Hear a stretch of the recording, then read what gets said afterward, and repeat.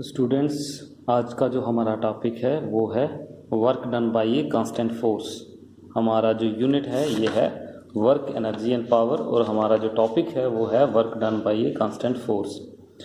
इससे पहले हमने वर्क बताया था कि साइंटिफिक टर्म्स में वर्क क्या होता है। So work is force into displacement.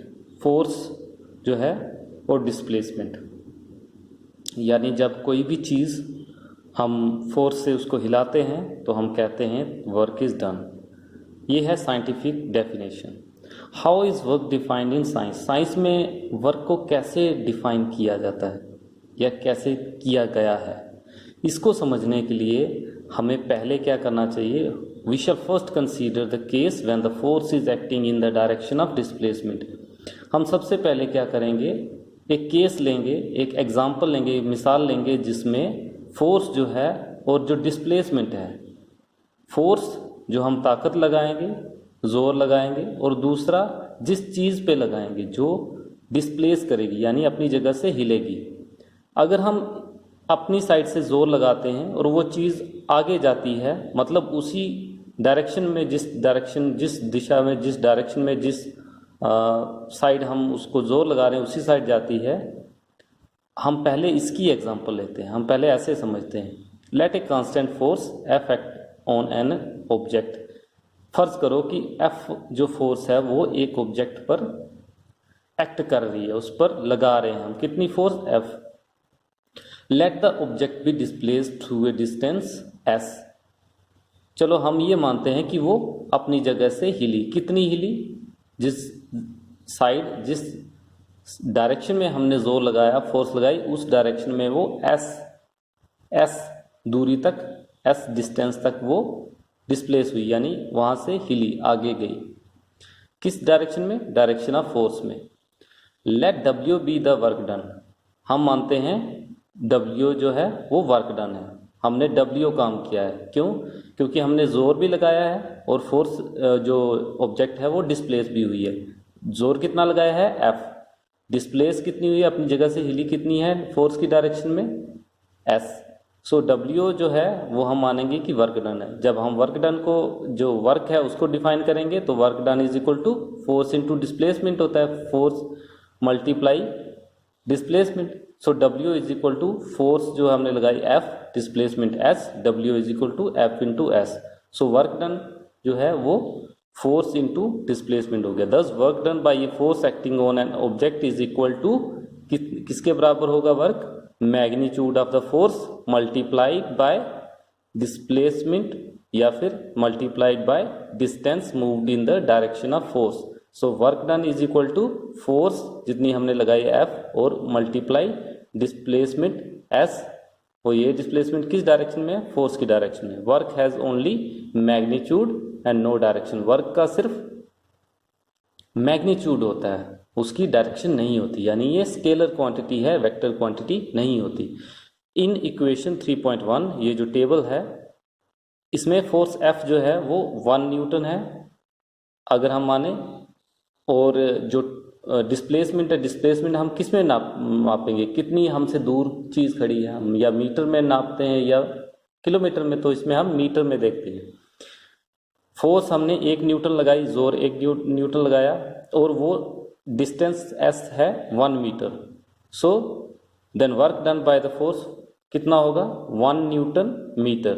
Work done कितना हो गया? W 1 work, W is equal to newton multiply 1 newton multiply 1 metre is equal to newton metre.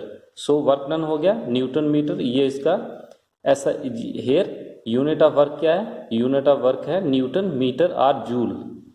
Newton metre joule के बराबर होता है, इसको जूल भी बोलते हैं। 1 joule is the amount of work done on an object when force of 1 newton displaces it by 1 metre along a straight line of, along a line of action of the force.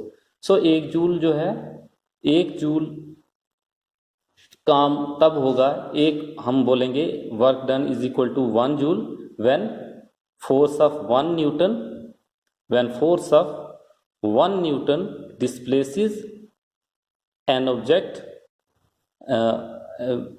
when force of 1 Newton जो है वो object को 1 metre तक displace करती है। ठीक है, सो अब इस तरीके से हम आगे की एग्जांपल लेते हैं।